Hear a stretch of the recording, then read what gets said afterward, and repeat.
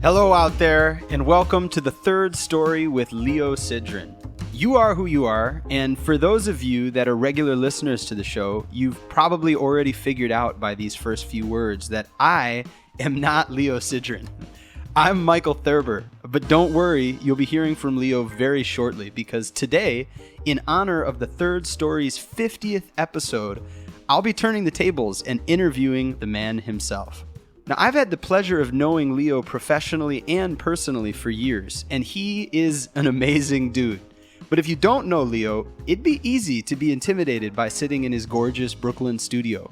There's an Oscar, a Latin Grammy, posters of sold-out concerts from his shows around the world, piles of Grammy-nominated CDs he's been a part of, and a collection of instruments and recording gear that would rival any major LA studio. He's one of those guys that's done everything. But it makes sense. He got an early start. As a 13-year-old kid in Madison, Wisconsin, he spent his summers hanging out and writing songs on Steve Miller's tour bus. From there, the journey just kept going. Through his enlightening time abroad in Spain during college, to co-producing an Oscar-winning song for the film The Motorcycle Diaries, and then eventually moving to New York City. That move led to hundreds of national television commercials he scored, his solo record, Mucho Leo, which is out on Rope-A-Dope Records, and his most recent big win, a Latin Grammy for his co-production of Alex Cuba's latest record. If anyone were able to justify having a big ego, it'd be Leo. But as you will quickly find out in our interview, the guy could not be more humble or down to earth. As a matter of fact, the idea of ego and its pros and cons in the life of an artist is just one of the many personal things we dive into during our talk. My favorite part of the interview is when Leo opens up very honestly and candidly about the double-edged sword of insecurity. He talks in detail about his own insecurities and the various ways they've motivated and hindered him in equal parts. He talks about the importance of finding your own individual path as an artist and how a big part of that is trying the things that you're most afraid of. Whether you're a musician or just a person finding your way through life, I believe you'll find an endless amount of inspiration and optimism in Leo's words. In short, he's just one of those guys that makes everyone's life around him better, and I think this interview serves as a perfect testimony to that. Look at this, man. You're in your chair. This is pretty weird. This is incredible. I like this. I love this, man. This is like about time you get a taste of your own medicine. I know, right? Yeah. So, Leo Sidran.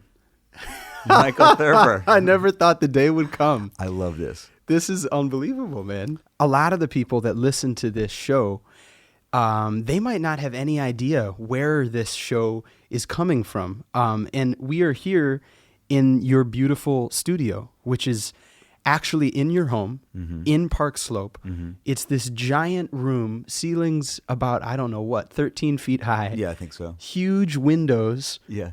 Sunlight pouring in with a beautiful courtyard, a full Ludwig drum set. You've got your Wurlitzer, you've got your Rhodes, you've got vibes, you've got guitars, basses, everything. You've got your Latin Grammy, you've got your Oscar. I mean, come on, man. This is the spot.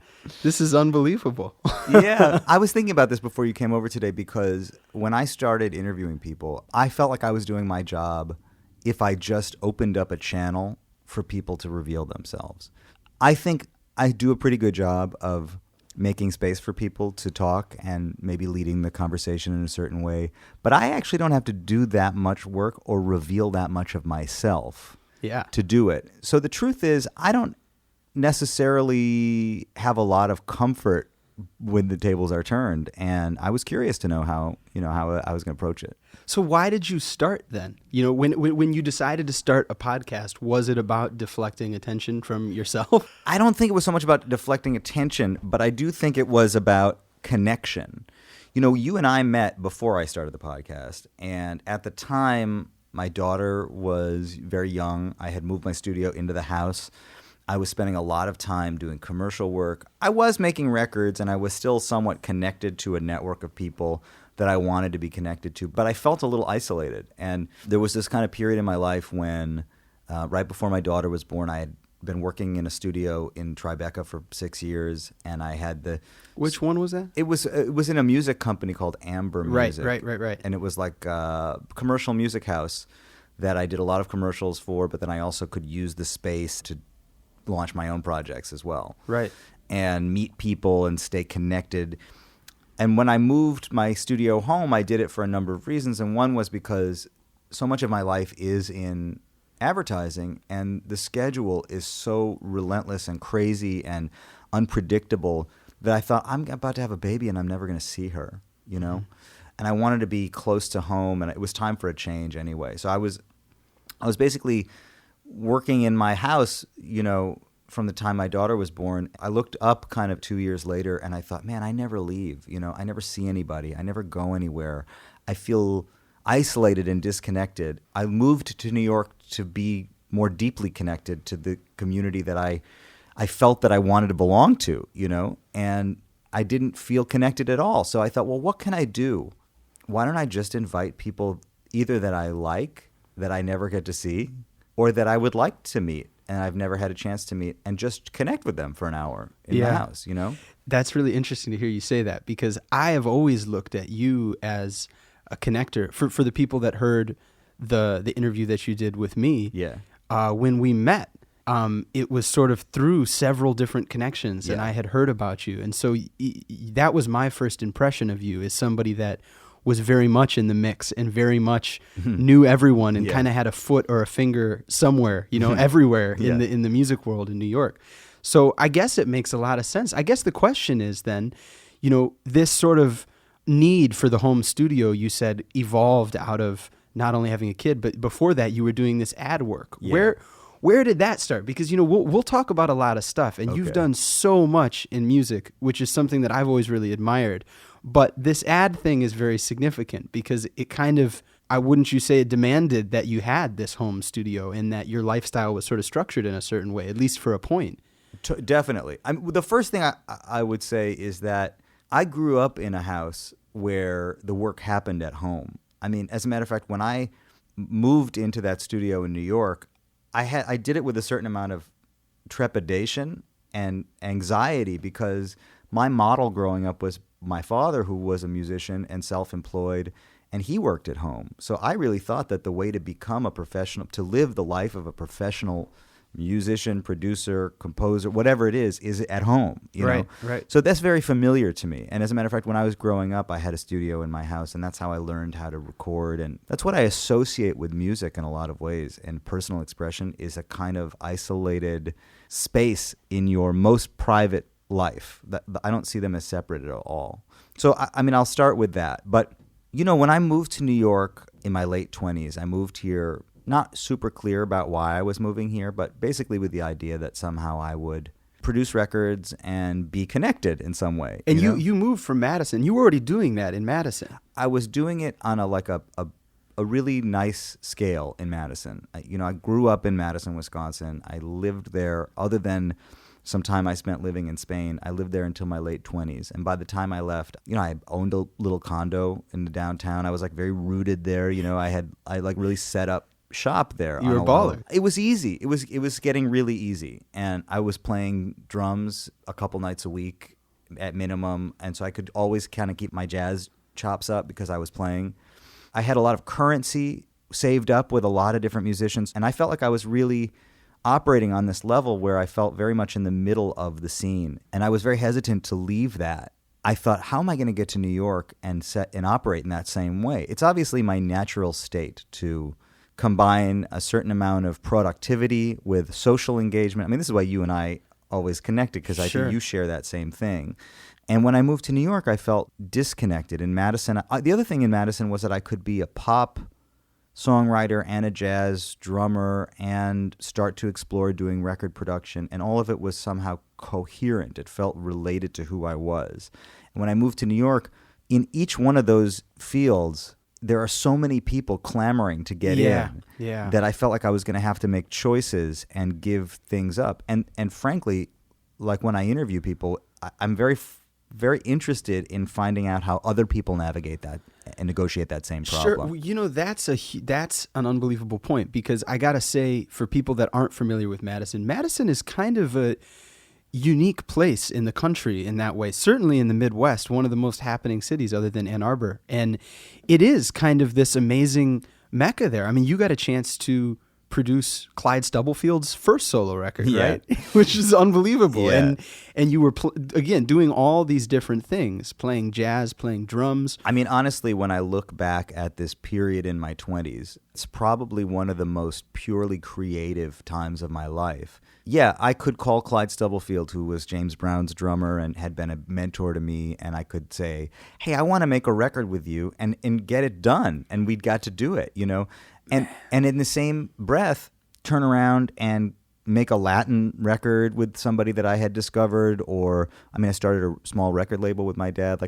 I was very creative. The one thing that I wasn't, though, is disciplined about my work. I think when I moved to New York, as I got a little bit older, I became more disciplined. Like when I look at my calendars, I still have all my calendars from the early 2000s, you know. The hard copies. And I got the hard copies, yeah. And I look at them, and it'll say the month of April 2002, you know, and it just says Clyde record on it. Like, that's what I was doing for the month. Just the whole month. Yeah. Just Clyde. Boom. Yeah, but I know I wasn't. I know I was out late the night before. I was waking up late, call Tim Whalen and go have a burger. And Tim you know Whalen. what I mean? Yeah. And then maybe spend a couple hours and then kind of dawdle. And I don't know. I mean, I know I got it done, but I just didn't have that fire to really produce. Sure, that New York kind of, that pressure cooker that it puts on you. That's what it got. But you know what I hear you saying in a lot of ways, though, is that it sounds like it was a natural thing for you. It was maybe a little less conscious than it became in New York, because in Madison, you could do all these things. You didn't have to think about, is this the priority? Is this the priority? How am I spending my time? How am I getting ahead?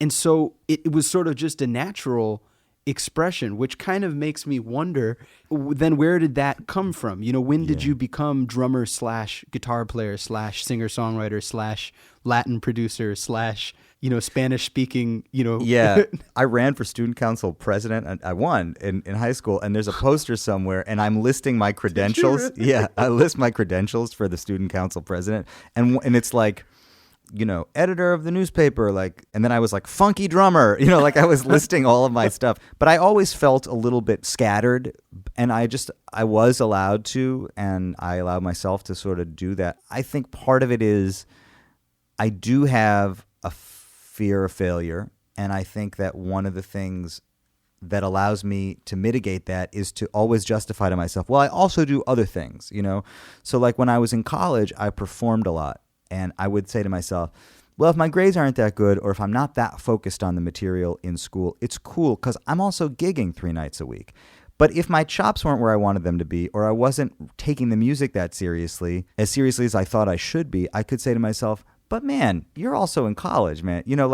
And you're doing all this other stuff. And so I somehow am productive when I have a lot of balls in the air. And I know I'm going to drop 1 or 2 of them, but it seems to be the motivating force for me to get anything done is to have kind of too much going on. And somehow in the midst of all of that, I produce. Wow. Yeah. That might be at the core of our friendship, actually, when you put it like that. Yeah. I totally understand. I mean, there is something to, what is it? I mean, I guess it's the concept of, if you love something, let it go, you know what I mean? Or not caring too much. And in that way, you actually kind of care more in a way. You get out of your own way. My dad was by far my biggest role model growing up. He was the one who influenced me and showed me a model that I both embraced and am constantly, still today, fighting against and pushing back against. That one has always been very, very interesting to me. Because when I met you, I had no idea who your dad was. Yeah.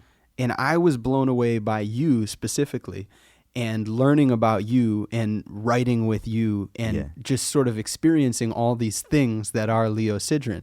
And it wasn't until after hanging out with you for a few months where you would mention, I'm going on the road with my dad, or when you mentioned that you have a relationship with the Steve Miller Band and you've written a few songs for some of their records. Mm-hmm. I said, well, how did that come about? And you said, well, my dad knows them. So that became really interesting to me because, I think most of your listeners know who your dad is, but Ben Sidran, an amazing pianist, organ player, singer, jazz musician, songwriter, producer, hosted a VH1 show for a while, played with Steve Miller Band, has had massive success with his own solo projects, has a doctorate, written books. Yeah, man. And also, the apple doesn't fall far from the tree.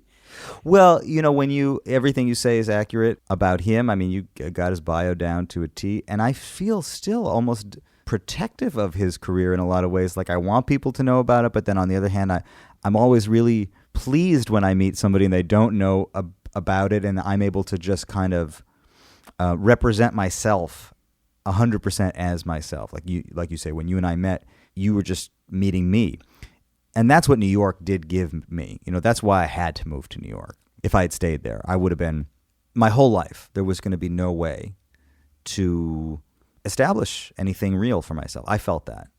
When I came here, I didn't know what I was going to establish, but I knew that I at least had to try to do that. And I think in a lot of ways, that's the work I really had to do, was to find my own path.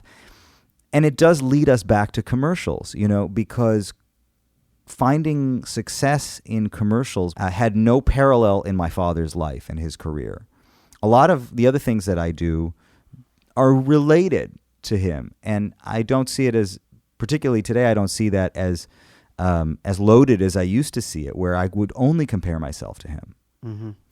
I wasn't able to see myself for what I am and who I am. I could only see myself as an extension of him and as something that needed to be compared. When I came here and I found my own success in my own way. And frankly, moving to New York, man, I never had to pay any dues here. I moved here, and within a few months, I hooked up with this studio, and I was doing commercial work, and I was making a living. To be fair, you had already won an Oscar by that point. Yeah. For what did you win it for? For producing this song called Al Otro Lado del Rio. It was the song from the Motorcycle Diaries that closed the film, and my friend Jorge Drexler actually wrote it. I interviewed him a few months ago, and I produced the song with him mostly in my apartment in Madison. Super low budge, Oh my God. Just guerrilla style. Just a Midwestern boy. Yeah, baby. Making hit records. As you say, guilty as charged. I mean, it wasn't, what was cool is it wasn't about hits. Like when I was in Madison, I was it's not that I was anti-hit, but I was very aware that I didn't have to make commercial records. I had to make interesting records or good records. I wanted to do stuff that was really exciting to me. And I would have never been a part of that project of meeting Jorge or working with him if I had been interested in any kind of success other than my own personal fulfillment. I mean, I think about that a lot, that was the result of just my own desire. I had been living in Madison, grew up in Madison, obviously, as you say, progressive, unusual, deceptively normal place, but it's not as normal as it seems. Madison, you might think it's just another Midwestern town, but it's filled with all these incredible thinkers and really wonderful cosmopolitan people. I had started to feel a little bit uncomfortable about whether or not I should stay, but I was very rooted there. I would rant that Madison was like an important place to stay, and you could take creative chances there, and we should all stay in Madison. But I started to get into Latin music, and I had spent a little bit of time in Spain, and I fell in love with this guy Jorge Drexler's music, and I met him when I was traveling in Spain and befriended him. Was it that the love of the music led you to Spain, or did you just go to Spain and you fell in love with the music when you got there? I had started going to Spain in high school. Just to hang? I hear it's a good hang. When I was in elementary school, I went to a private school, and they offered Spanish class after school 1 day a week. So I was taking Spanish class 1 or 2 days a week. And then when I got into the public school system in middle school, where everybody took Spanish or French, I took Spanish. And it was the same textbook as a 6th grader that I had already used as a 4th and 5th grader in my private school. So I said to the teacher, I'm ahead of the game. And they pushed me a year ahead. So in 6th grade, I took 7th grade Spanish.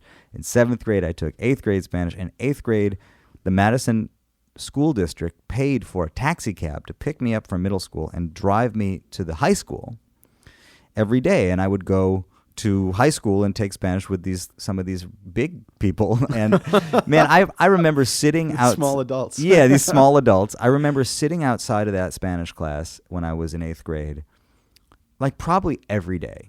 And my stomach would be tight. It was so meaningful to me and so scary to me, just because I was trying to pass myself off as a high schooler, and I was only a middle schooler, and it just meant something to me. And actually, I started failing.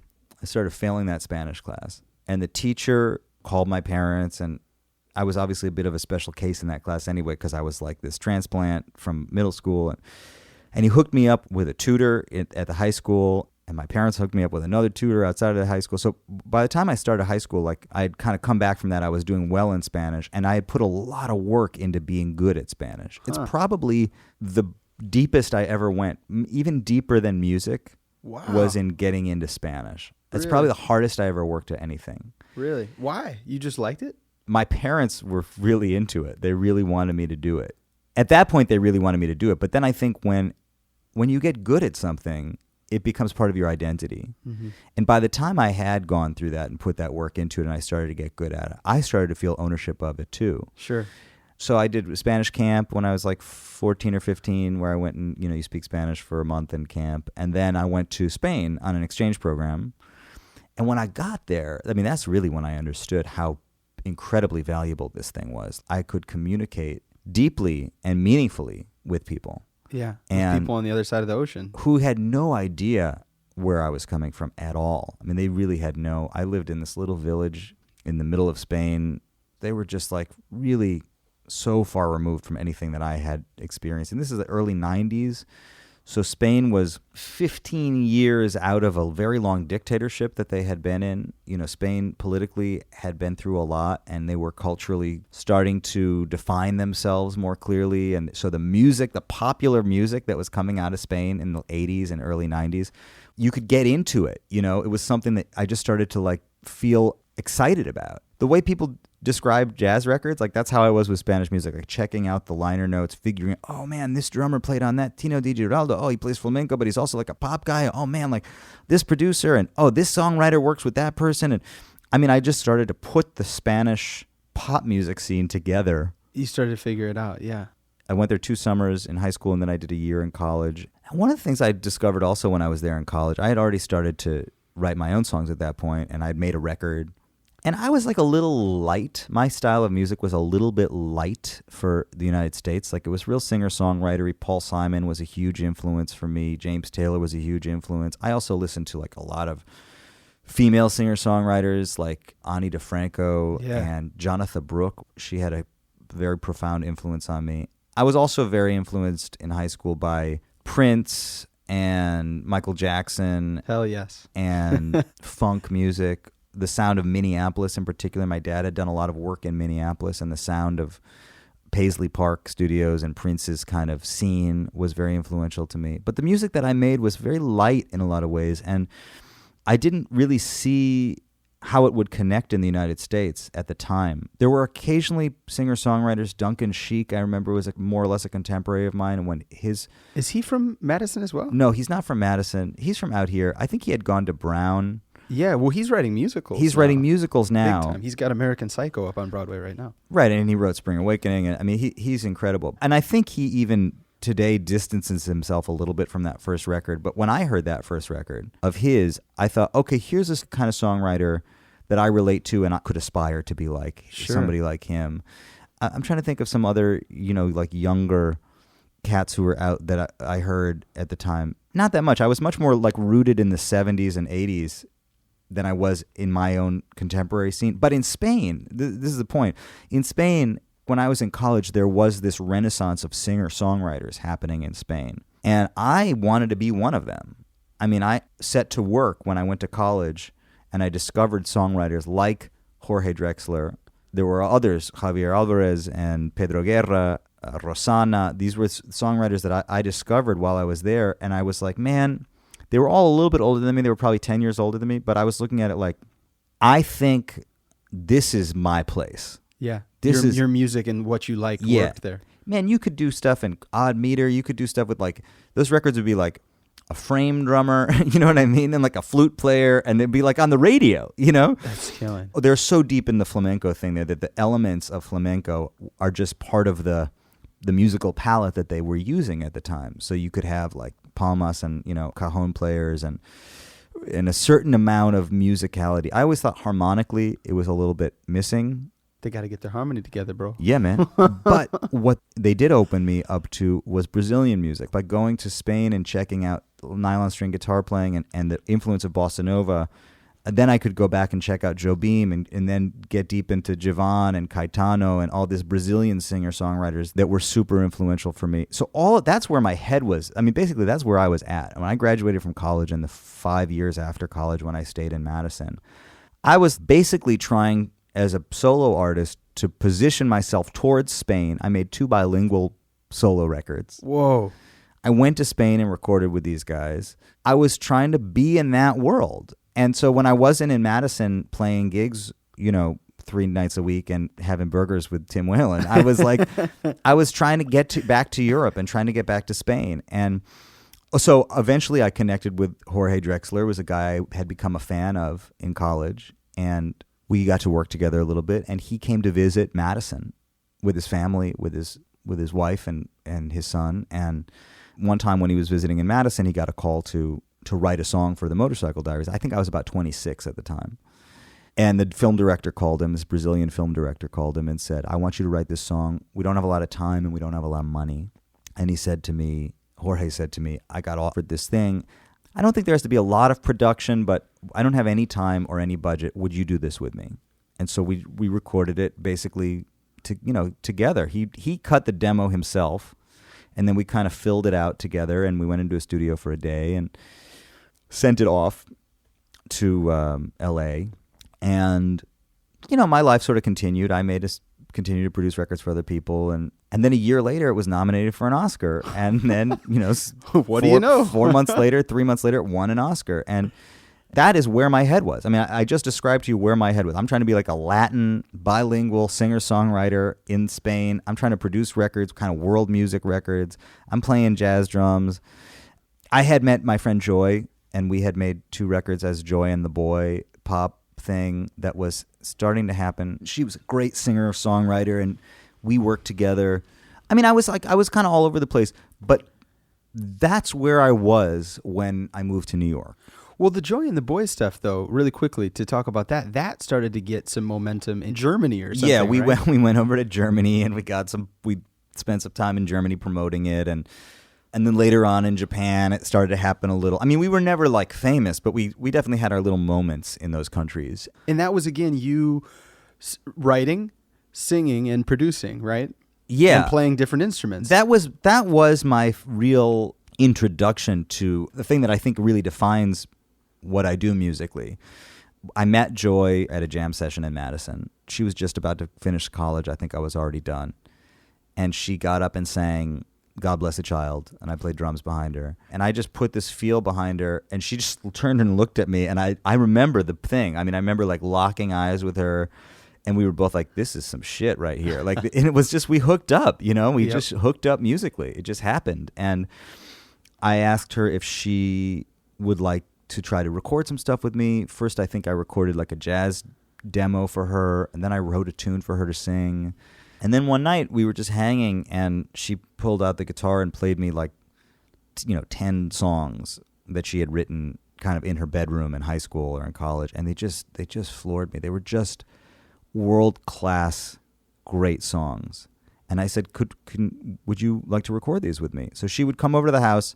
My parents' house had a studio in it that I had sort of put together in high school, and that's where I would still work. I would go to my parents' house at that time to record, and she played guitar and sang, and then she'd split, and I just put all the stuff on it. This is before or after you were working with Jorge on the song that went on to win the Oscar? This is before. Okay, so you're what, like 24 or something? Like 22. 22. Wow. I'm like 22. The thing is that I'm an only child. I have no siblings. I spent my childhood in Madison living a very normal life, or tagging along with my dad, and my parent and my mom would come a lot too, on the road all over the world. See, this is so interesting because you say I was in Madison living a normal life. Yeah. Like do. Yeah. I'm just this nice Madison boy. Yeah. But by the time you're in middle school, you're taking high school Spanish classes. Yeah. Within a few years, you're spending summers and weeks in Spain. You're producing records. If by the time you're 22, you're not only fluent enough with recording equipment, but also with music and instruments to produce a full record that goes on to be a quasi hit in Germany and Japan. I don't think that there's that much that's normal about that. You know, I mean, that's really interesting that you say that that's a normal I childhood. have been dealing with it, man. I'm constantly caught, and I have been my whole life, between feeling like somehow I have something that I'm supposed to do and a total fear that I can't do it and I shouldn't do it. That's a real thing for me, man. And when I was in high school, I started spending a lot of time alone in the attic of my parents' house recording, and I was a sponge, man. I would soak everything up. I did it totally alone. I was barely in a band in high school. I didn't know how to do it with other people. I think I was desperately afraid of being discovered for what I couldn't do. I see. Being like sought out as like an imposter or something. Yeah, just somebody would notice that I could. I mean, I never really was a person that spent hours practicing anything terribly dogmatic or pedagogical in any way, man. I didn't have real music teachers. I was totally self-taught. But what I was extremely focused on what I was focused on. And I spent hours and hours and hours a week in a small room in my parents' house recording, learning how to play all the instruments, learning how to set up the mics, and I had a 4-track tape machine, and with my bar mitzvah money, I bought a synthesizer and a sequencer and a drum machine. And at that time, my dad was on tour with the Steve Miller Band on the summers. So I would spend my school year in high school or middle school and then in high school. And then I'd go out on the bus with the Steve Miller Band during the summer and hang out. We came to New York once, and Steve took me into Sam Ash and basically picked out a guitar for me. And that was my first guitar. He might have bought it. Steve Miller picked out your first guitar for you. Yeah. Steve was like super influential, and over time it's become convoluted, that whole experience for me. But he and I spent an enormous amount of time together.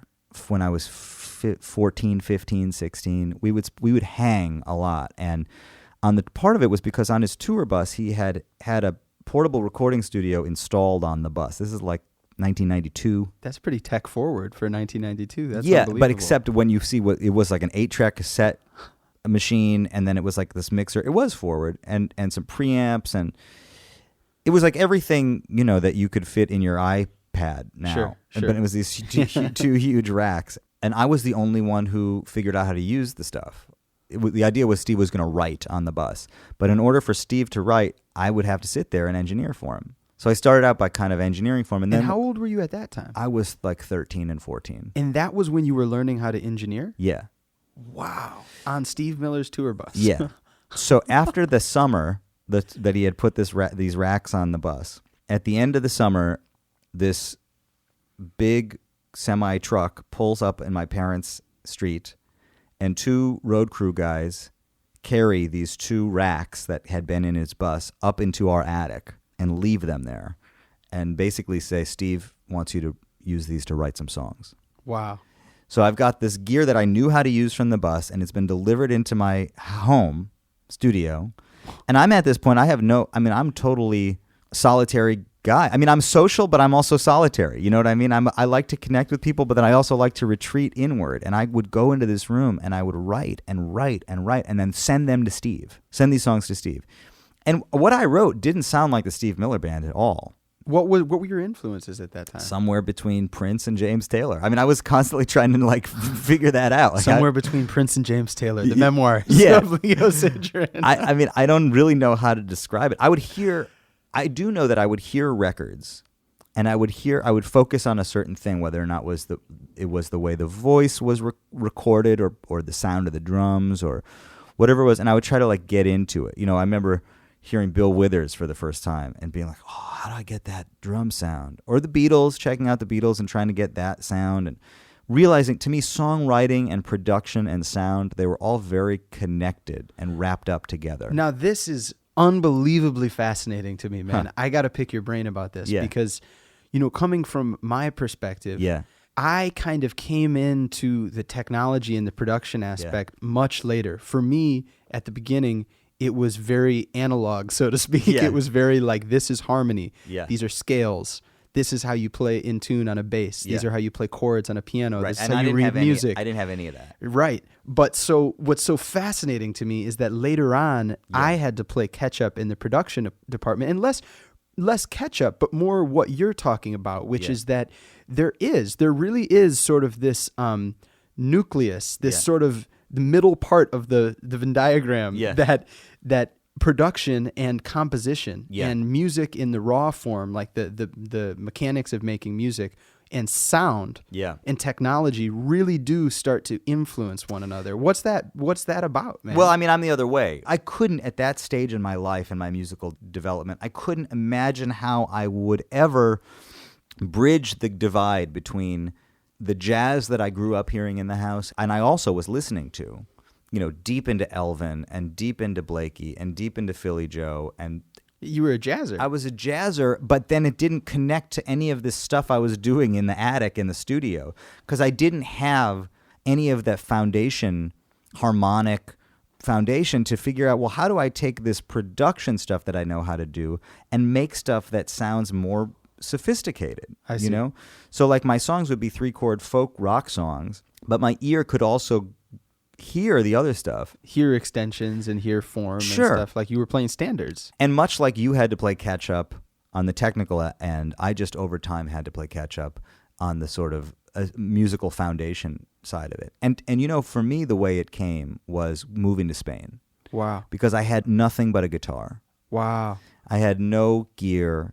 I had no access to studios. In the same way that I said to you earlier, I always justified being an okay student by the fact that I also was a musician and being an okay musician by the fact that I was also a student. Likewise, I always justified I'm a decent drummer, not as heavy as I could be, but I also play this guitar. And I'm okay guitar player, but not as heavy as I could be, but I also play this piano and I also engineer. And as long as it's all kind of happening, it is its own thing. Mm-hmm. But when I went to Spain, I just had a guitar and I just got into playing guitar and I started trying to learn Jobim tunes. Like, as I say, I came to Brazilian music and I started to get inside of Jobim tunes. And I actually think that I sort of came to understand how to listen to harmony through having to just teach myself tunes and Wow. understand how that works. And that's where I started to open up. You got like sort of forced against a wall. Yeah. You have a guitar in your voice. Yeah.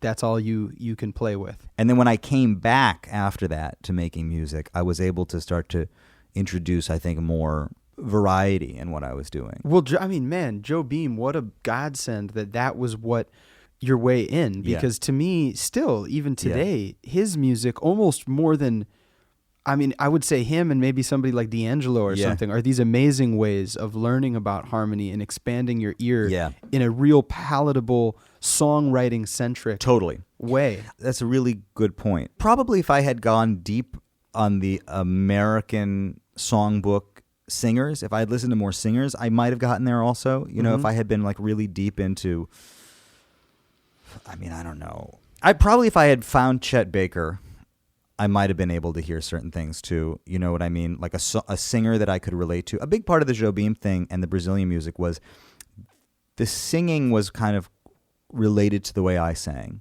You saw yourself in it. It I was a saw way myself. into this stuff for you. I saw myself in it. So yes, hearing harmony in that way in a song context was like really valuable to me. Yeah. That's right. Man, now you're going for it, man. That's another amazing point because that's sort of like, the concept of you can teach, a gorilla anything. You just have to relate it to something it already knows. It's this idea of finding your way into something. That's all I ever had with music. As a matter of fact, it's related to the podcast. People call me, my friends, people I respect enormously, and say, you should talk to this person or that person. And now I'm on all these press lists and people send me pitches. And I find that I have to care. I have to be emotionally engaged in order to get in there with people. And I'm not saying that I have to know who they were first. I mean, a lot of times I check something out that somebody sends to me and I do care. And then I want to talk to that person because I started caring. But it's very hard for me to do it if I just don't care about it personally, if it hasn't actually affected me personally. It's a lot of self-motivation. I guess you get stirred and that's what sends you on a path. Hopefully that translates to other people too. And I think going back to the initial question about why I started interviewing people, I really do want to contribute something to other people. So much of what I'm describing is about this personal journey and this personal need to connect and all of this isolation that I felt musically spending time alone in a room, even when I started working with Joy, for example, when she would come over and perform her songs for me, and then I would sit alone in a room and put my stuff on it, And a lot of what I do musically does happen in a solitary way. When I started writing commercials, certainly that's a very solitary process. I wanted to feel like I was contributing something that was of real value to other people. The podcast was a way to kind of do both because it's a deeply intimate thing. It's just you and me in this room right now. Mm-hmm. And yet it's possible that sharing the conversation with other people, especially if I get out of the way and just let other people reveal themselves, that is a kind of contribution and that it can have a deep effect on other people. Absolutely. So I think as I hear myself talk right now, I realize how conflicted I am about that solitary process of what I do and feeling like it might not be connective enough with other people. Let's talk about that for a second because, on a personal level, it's something I relate to and we've talked personally about this kind of thing ad nauseum, And, earlier you said, this at the root of it, you think a lot of it is there's an insecurity. There's this conflict between I feel like I have something to offer, but maybe I don't, and I don't really know how to get it out necessarily. The negative ramifications of that are obvious. The fear that induces, the stress, totally. But in a way, what influence do you? I mean, obviously, it's had an influence on your process because it's very solitary. But what do you think that's done to your music? I mean, there's got to be something in owning that too. There's got to be something in saying that out loud that's liberating and defining. I don't know how it affects the music, although it's not the only way to do it, but it does probably keep me striving to get better and to improve and to love what I do and to get excited about it. I mean, I still walk into most musical situations uncertain of whether or not I can deliver. Mm. And for whatever reason, that uncertainty is, again, a kind of a motivator for me. Mm-hmm. It's the thing that keeps me going. I was a huge stand-up comedy fan also when I was a kid, and I loved 60s comedy. I loved Mel Brooks and Woody Allen and Lenny Bruce. I used to listen to these records all the time. I used to fall asleep listening to comedy records. And Mel Brooks has this character, the 2,000-year-old man, and he talks about how, back in the days when they were living in the caves, fear was the main means of transportation. And he said, a lion would roar and you'd run 10 miles in a minute. But I understand that fear as being a motivator. I think that as I get older and I understand that this is all connected to the deepest personal work that we do. Mm. This isn't about the music. This is about me as a person. The fundamental principles of music, that's out there. That doesn't have to do with me. I'm the one that can change. Mm. And the way I feel about that can change. When I recognize that this is part of the work that I have to do, then yes, I think confronting that fear that seems to always be there, facing it, and not allowing it to paralyze me, and not allowing it to shut me down, has had an enormous impact on me personally. On the music itself, I don't know. Mm-hmm. I don't know how much the fear has had an effect on the actual output. I mean, I know getting it done. Yeah. When I started the podcast and I made my most recent solo record and I started to devote more time to putting myself out there in a way that I hadn't been putting myself out there before, it was a way of me saying, I'm not going to let my own hang-ups hang me up. Like the Herbie Hancock song. Hang up your hang-ups. I had to hang up my hang-ups, exactly. Man, can I ask you a personal question? Sure. How do you go about doing that, hanging up the hang-ups? Is it simply just a matter of like bulldogging against yourself? Like, fuck this fear. Like, I'm just going to put this record out. Or is it more nuanced than that? Like, how do you do it? I mean, I had this confluence of things happen for me. My daughter was born. It was relief for me in a way. It kind of separated out a lot of the bullshit. I could just see, because first of all, your time becomes so much more limited if you're going to stay engaged, if you're going to be involved with a kid. Yeah. That it just makes it much easier to say, well, I'm not going to have time for that. That's okay. I guess I didn't need that. I guess I don't need that. It sort of simplified a lot of things because I couldn't be everything I wanted to, I thought I wanted to be. I couldn't take on everything. So that was the first thing. And then started practicing yoga and learning how to meditate. And my wife got into practicing yoga and became a yoga teacher and into meditation, and she sort of got me into meditating. And I found that that was very helpful also. And in fact, when I started doing the interviews, I would generally try to meditate right before I did them. Mm-hmm. When I started doing co-writes with people or any kind of production, I would try to meditate beforehand, and I would set a kind of intention for myself that I wanted to try to do as much work on myself as I could to be as available to other people as possible. Wow. I have to admit that in the last several months I haven't been doing it as much, but I still feel like that work that I was doing when I started to confront my fear 2-3 years ago, by starting the podcast, by putting myself out there as an artist. I had, in the 10 years I lived in New York, I had not made a solo record. And this was after making what, 5 or 4 or something prior to that? 3 solo records and then 2 with Joy or 3 with Joy. Yeah. I had just shut myself down. Moving to New York, I became successful. Successful in what way? What do you mean? I was doing a lot of work and staying as busy as possible while also avoiding confronting my fear. I see. And so to me, I think the distinction was to do those things that I was afraid to do. Mm.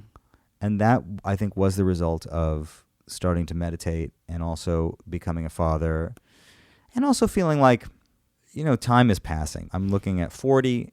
I'm really excited to turn 40. Great for 40. Thank you. I think age to a certain degree also made me kind of think, man, I don't want another 10 years to go by and to think I'm not doing things that I feel like I should be doing. Mm. And then I'm upset with myself that I'm not doing or not trying to do anyway. I remember, what was it now, about 2 years ago, where you sort of rearranged some things in your life professionally. Mm-hmm. It was around the time that you started the podcast, around the time that you were working on Mucho Leo, the solo record, which I want to talk about too. But also, you cut down big time on the amount of commercials you were doing. Yeah. And the reason why that's interesting to me is because, on one hand, you're saying moving to New York and starting commercials was your way of finding your own identity. That's it was something you achieved. It made you feel successful, financially secure, and it was something separate from your dad's identity. But over time, that started to be something that wasn't central to you, actually? Yeah, that's a great question. First of all, a lot of people would love to break into commercials. Yeah, I remember when we first started hanging, and I was a young whippersnapper, and was like, man, hook me up, bro. Like, because you just think that it's like, you make money. Sweet ducats. Yeah. I didn't try to do it. The commercials are a good fit for me on a lot of levels because it requires you to be very broad, be able to play a lot of different instruments and a lot of different styles, fall back on your ear. I think also there's a certain social component to it. You have to be able to deal with people and handle rejection. So the commercial thing was a good fit for me. And I found that I took to it very quickly.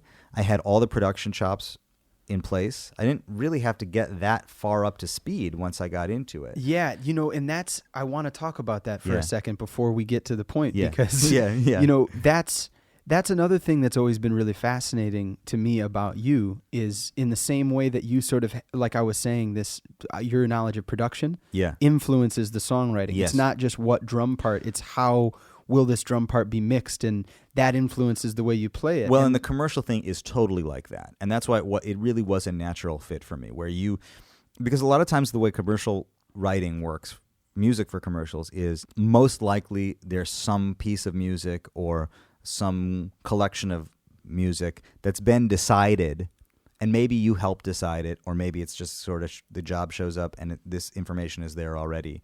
We want it to sound like this, or we want it to sound like a combination of this and this and this, or we definitely don't want it to sound like this, but we want it to make us feel like this. There's always something that you're responding to. And to me, a lot of times it's really obvious, like it's supposed to sound like a rock record or like a film score or like something that's retro from the 60s, or already that stuff is so connected to a sound, a recorded sound, a production style, that by the time you sit down to write, you already know so much information about what it's going to sound like. Right. That you're not starting from zero every time. You're going into it with a lot of choices that have already been made or you've made about the sound of it. And so, yeah, a lot of times when I write, and I know you've watched me write commercials, before I write a single note, I'll start choosing sounds and I'll start deciding a workflow. Like, how am I going to do it? Is this going to be live and organic, or is this going to be programmed and electronic, or is it going to be a hybrid, or is it going to try to sound expensive, or does it want to sound more homemade? And all of those choices are made in production. Those aren't even really composition choices. Those are production choices. It's amazing. And all that stuff's laid out before you even start composing. Yeah, I mean, half the time, once you lay that out, you're writing, 1-5-1, and, It's just and then 30 dictated to seconds you. went by. I mean, the thing is, it doesn't have to be a lot of music. Occasionally, I'll write a 60-second spot with moves in it and real modulation and all this beautiful arrangement. And I feel like, man, that stuff never gets chosen. The stuff that I write that gets chosen is a thing that probably feels right. It's just a feeling. And a lot of that feeling is happening in the production. Huh. That's the thing about that is that I have always thought that writing commercials is the modern day equivalent to being a composer and having like a court that you live in, and they say, we want a minuet for this occasion, and Haydn goes and writes a minuet, and but imagine if when Haydn wrote it, and I don't know if that's the case or not, if there were 6 24-year-olds who don't know anything about music who gave him notes and sent it back to him. I mean that's the difference, man. Because the rest of it is basically true. I hope all the corporate clients are listening. A bunch of people that basically have opinions and they're paid to have those opinions, and that's what they do. And you can't fault them for having a job and trying to do their job. Of course. But that's the piece of it that's so difficult, and that's why I think only of all the people who are qualified to do the work, only a certain few actually survive, because it's that piece of it where you pour your heart into. I agree. I refer to it as musical Mission Impossible. I like the work. I love the work. The part of it that starts to really affect your soul is when you do work that you like and you know is good, and then you get this crazy response that you might not necessarily respect or agree with, but you still have to do it. And you start to go into this cycle with it, where by the time you get paid, you don't recognize yourself or the work anymore. Or it just doesn't get chosen. And it's a very confusing thing, because you go into the work and there's no way, even if you're writing in a style that you wouldn't normally write in, or a music that you don't necessarily think you dig, there's no way to write something credible if you don't believe it in some way. Mm-hmm. But how do you believe yourself when you're doing something only that somebody else is asking you to do? And you lose your criteria, you lose your own sense of aesthetic value. It's like a very funny line to walk. And I mean, musicians have had to walk it on a million ways, whether or not you're a sideman. I know the guys that I play with in my dad's quartet, man, these guys are from the Midwest. They used to play, would like back up animals and stuff. You know what I mean? You know what I mean? Play behind a dancing bear, you know? And I mean, that's a deep gig. Musicians have had to do all kinds of crazy stuff. This is not the first gig that anybody had to do that's like a little bit hard to handle. But like for me, that was a big part of why, to answer your question about why I started to resent the work. It wasn't the work itself. It was that either you don't get to take ownership of it because it's very anonymous. And I started to think, what kind of contribution am I making? What kind of contribution am I making for my daughter later on in her life when she wants to see, well, what did my dad do? I know that he was in the studio all the time, but what did he do? Where is it? What was he doing in there? Yeah. Where is it? And she's got to go back and watch like a Tampax ad from like 2009 that aired for 13 weeks to like know what I did. And even then, it's not anything that I can really stand behind. Yeah. I can't just let that be all I do. And also, you know, going back to that thing I said earlier about how I've been just battling this. I know I'm here to make a contribution. If nothing else, just to say like, I'm here, damn it. I came here. Yep. And that's why I started to think I need to reduce the amount of commercial work that I do in order to make space for other things. I wasn't even really clear what those things were, but I figured if I made the space, then I would fill them with things. So I They'd filled be them. there when the dust settled. That's right. And the first thing was the podcast. That's amazing, man. I remember. Yeah. I remember when you called me and we were like, I'm doing this. And we got to talk. Well, it was also a solo record, though, another solo record. Yes, so it was. returning to that, Yes. I mean, this is what's very interesting is that, to write your solo record, which for the people out there that haven't listened to it, is you. It is completely you. Yeah. You wrote everything. You performed all the instruments. You sang everything. You produced it. You had maybe somebody do some mixing with you, but even then you still did some mixing. Yeah. So it's this very solitary thing. Totally. And in a way, you return to that, and at the same time have this podcast where you're more collaborative and reaching out and engaged with other people. I did those at the same time. I started a podcast that was all about connection, and at the same time allowed me to be, like I say, kind of passive. I'm just here to share this story with you, the listener. That's what I'm here to do. Allow me to be a vehicle to deliver somebody to you. I mean, I don't think that's all it is, but that was kind of informing it. And at the same time, yes, something totally, my solo record, totally solitary, totally self-expressive. In part, I couldn't see any alternative. I produced a lot of records, and I think I'm getting better and better at it. And one of the things I recognize about making a record is that so much of it is what it isn't. So much of any creative work is not just what it is, but what it isn't. You have to limit it in order to be able to express yourself creatively inside of it. Woo. Woo. Boom. You know this, though. We know. This is known, man. That was a drop right there, man. But it's true. We all know this, whether or not we follow Well, it. but it's got to be the right kind of limitation, right? Because commercials adds limitation, and at too much of that, you become too keenly aware that you're working for the man. Do you know what I'm saying? Well, what the interesting thing about commercials, and it's related, is that commercials got my production chameleon chops really, really in shape. Tomorrow morning, I'm going to wake up and I'm going to write music that's supposed to be from a kung fu movie from the 70s. Like, that's tomorrow. And then, but like earlier this week, I was writing like a funky Ocean's 11 style thing. And then like last week, I was writing, basically light classical music. And you wrote some killing J-pop too. Yeah. You have like a whole folder of J-pop I do. I got a bunch of them. We're going to, Das Poppy's going to hit that, we by the way. do that. We got to do that. No, I mean, it's all over the place. And so it was a little confusing for me for my own solo record, having honed all of that to think, well, should I try to showcase some of that stuff in my solo work? Mm-hmm. Commercials provide creative limitation, but it basically provides a sort of a recipe for how you're supposed to write. Yeah. But there's no recipe when it actually comes to self-expression. You have to decide, you have to create what that am I confine. making? Is this spicy? Is this, what is this going to be? As a producer, I think sometimes what I can help people do is to create those boundaries.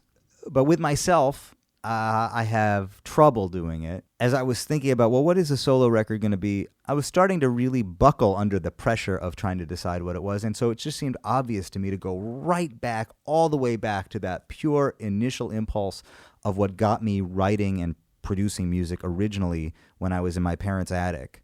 Which was? Be alone. Figure it out. Figure out how to do this because it's something that you hear and you want to achieve.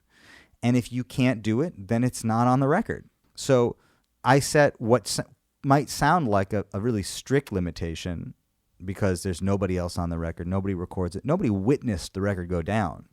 But it actually still gave me an enormous amount of room to work within because one of the things that I discovered was that I really love to sing all these harmony parts, and I never thought of myself as really a singer in that way.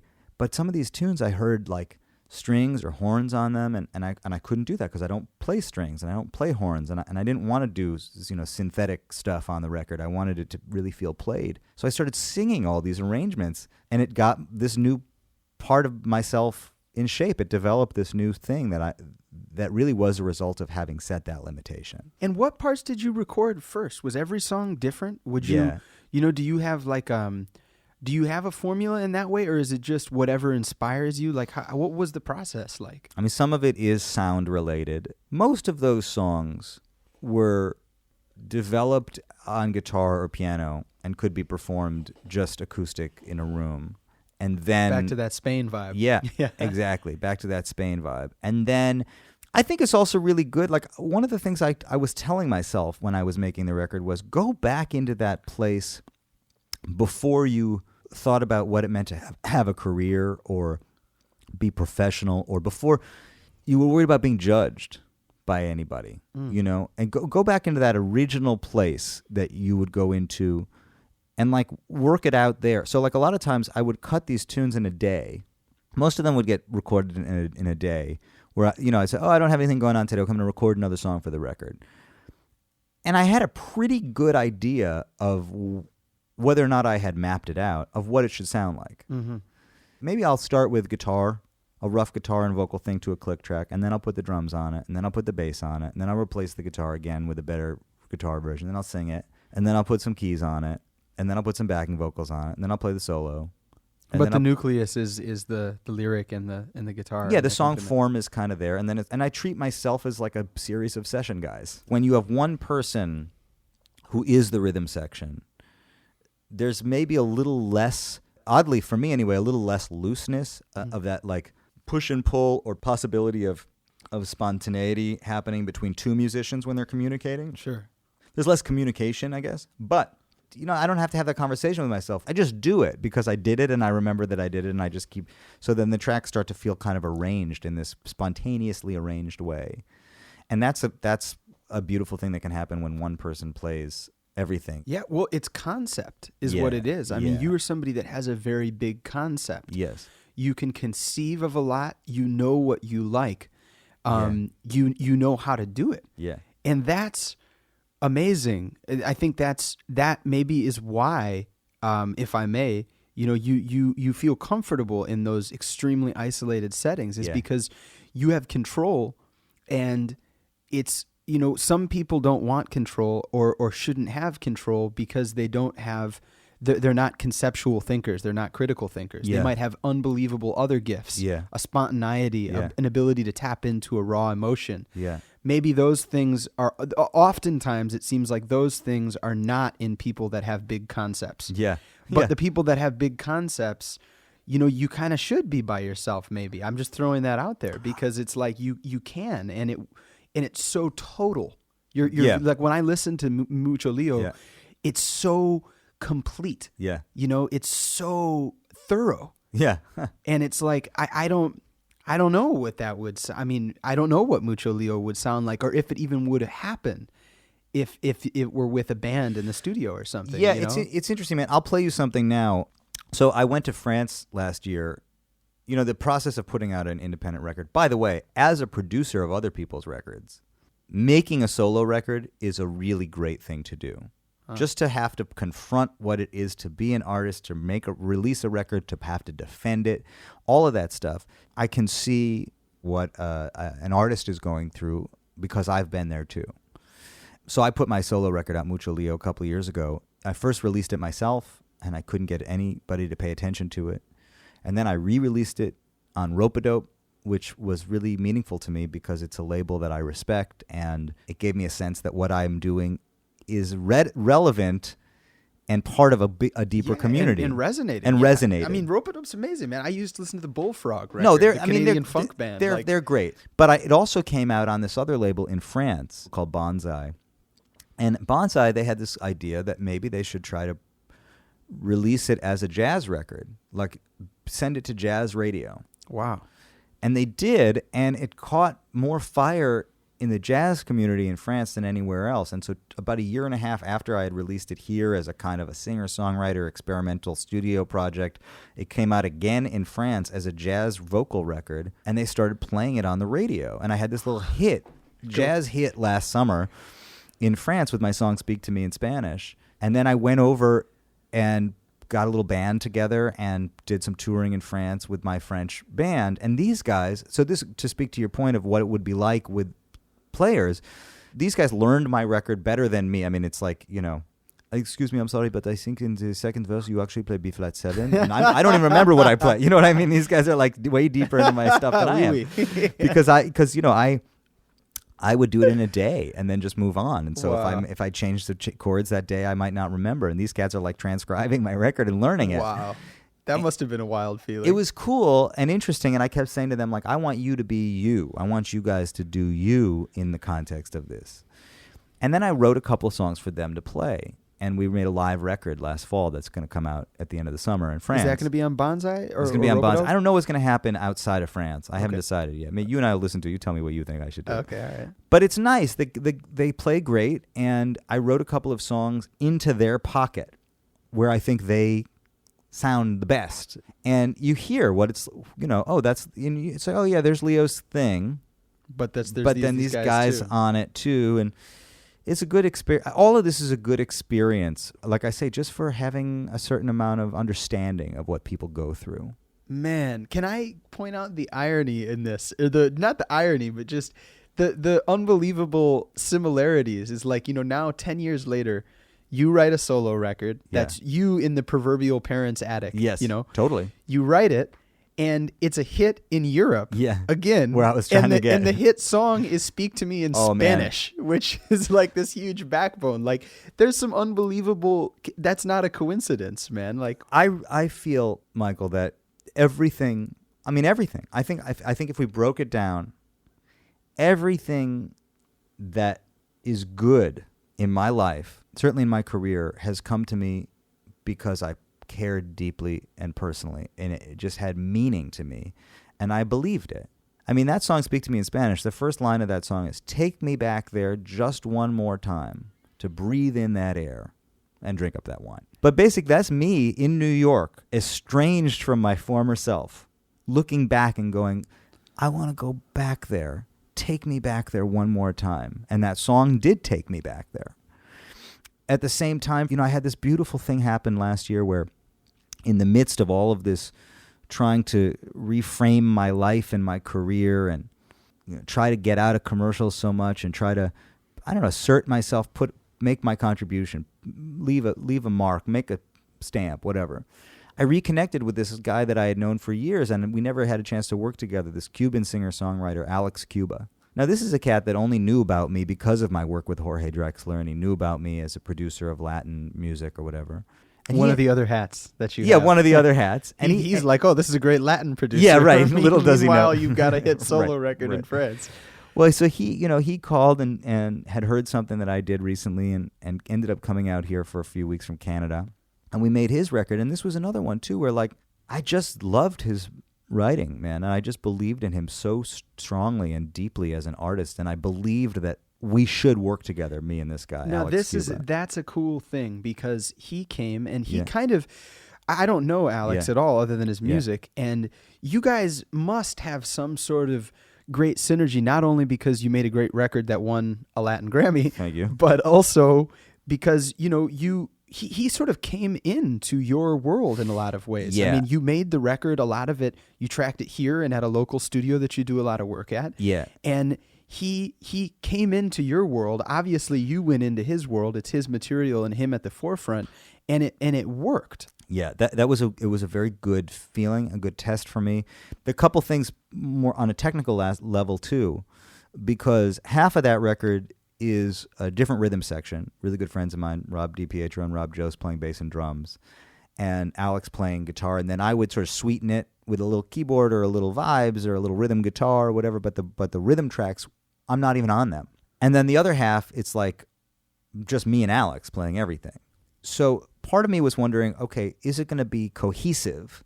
Right. That half of the tracks are recorded with one band and the other half are recorded with kind of me and Alex overdubbing. And then the other question I was asking myself at that time was, can I make my contribution? Can I do what I do if I am working more traditionally? And you and I have made a few records in a traditional way also. And you know that I like working that way too. But it was a question I was asking myself, because what Alex had heard of mine that he liked was something where I was doing everything.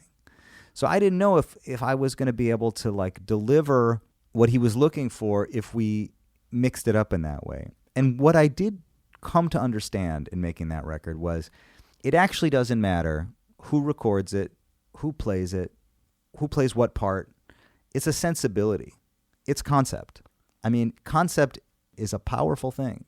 And just the intention and the concept with him was so strong that there could be a tune where somebody else is playing drums and they are playing the right thing, or a tune where I'm playing drums, or a tune where, Alex is playing bass, or I'm playing bass, or Rob's playing bass. It doesn't matter, because the concept is the most important thing. He is the cohesion. He is, and we are, and the producer provides the context to a certain degree too. Or the producers. I'm no longer afraid of whether or not I have to do a certain thing in order to do what I do. I think maybe just being in the room sometimes is enough. And just whatever you come in with, and you bring your sensibility and your vibe with you, that could be enough to change the outcome of things. Wow. That's a relatively new feeling for me. I mean, I recognize it in having seen some great producers work and great players work, and realize that so much of what they do is in what they don't do, or in just who they are, and who they are in a room. I think sometimes you can contribute a lot to a situation just by who you are in the room. And that's your shit, man. Well, it's your shit too. I mean, people that are listening, they probably have never worked with you in this capacity. They only know your voice on the podcast. Yeah. But for me, it's like every time I've ever worked with you, and we've worked on a lot of stuff together, it's always a vibe. The door opens, you're upbeat, you're in a good mood, you're energized, you're ready to go. Yeah. And I think I agree very much with what you're saying about being in the room is enough. Your energy is enough, 100%. Yeah. But I will say, you are somebody that has so much talent and so much facility that I think a lot of the time it's transparent. It's like when you see a great film score and you're like, oh, I didn't even notice the music. You know what I mean? It's like you, and I wonder how that plays into your, feeling of identity or your misgivings at some point. I wonder about that, because you have so much talent, but you carry yourself so easily. And also it's like when we're recording, I'll throw down a vocal track and you'll say, oh, no, do another take, blah, blah, blah, let's do bass. And it's like, it's all happening as fast as I can pick up the bass or the drumstick or the microphone. It's going down. And behind that is 20 plus years of facility in Pro Tools and facility in plugins, and you're mixing it as it goes. And so it feels like you're just in the room and it's just your energy. But actually, there's an unbelievable, profound amount of craft and talent that's going on behind it. And I wonder, if you think about that, if you're aware of that, or I try to make it feel kind of invisible.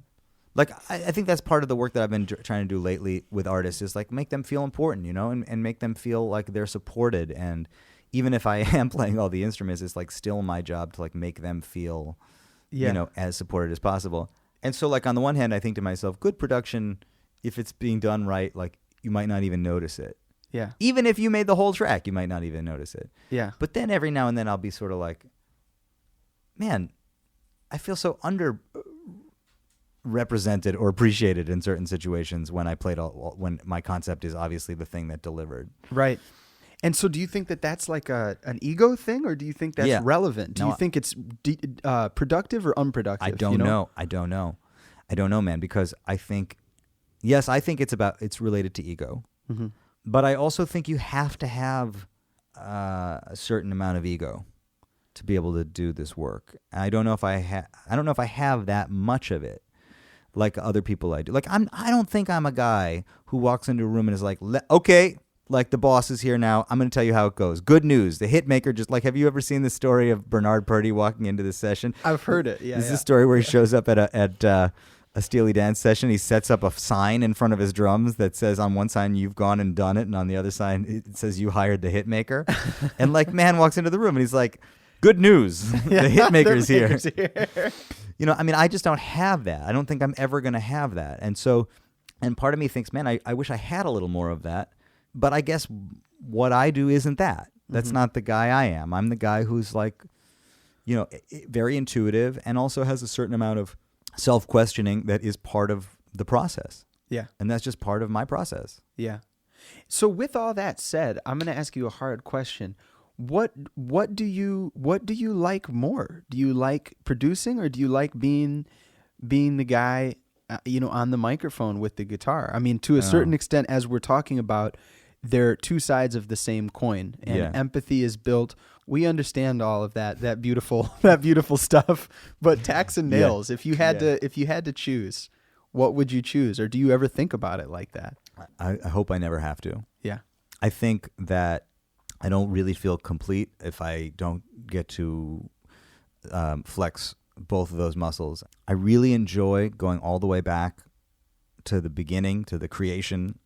I enjoy that solitary feeling of being alone in the room and getting to just work out something on a very personal level, whether or not it's as a service, like scoring something, or whether or not it's helping another artist make their song as good as possible, or whether or not it's making my own music. I like that solitary thing.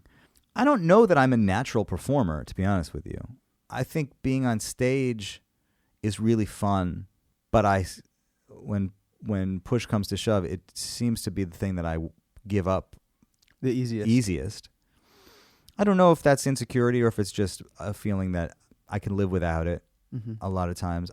I would much rather, if given a choice, if I had to give a choice, I would rather sit in this room with you and have a real connection with you than be a very lonely person who could only express himself in front of a group of people. Yeah.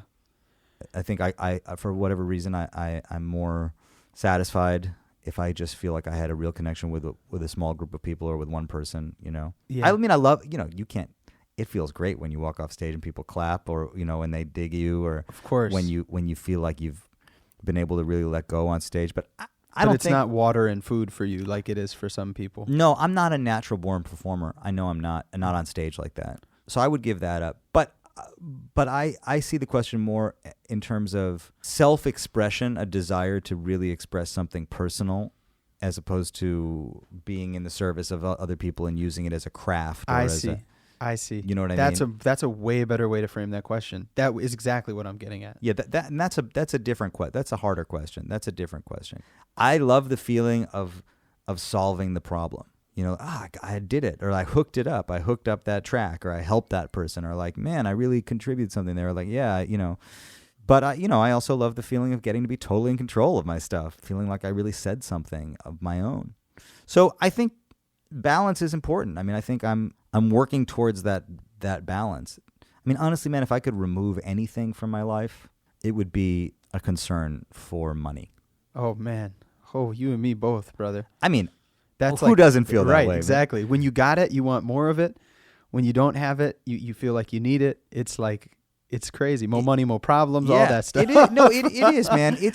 If it weren't for money, here's the one thing I'll say about money. If it weren't for money, I probably wouldn't have gotten as much shit as I have together, because you got to pay the bills. You got to learn how to do it. And provides a necessity. Yeah.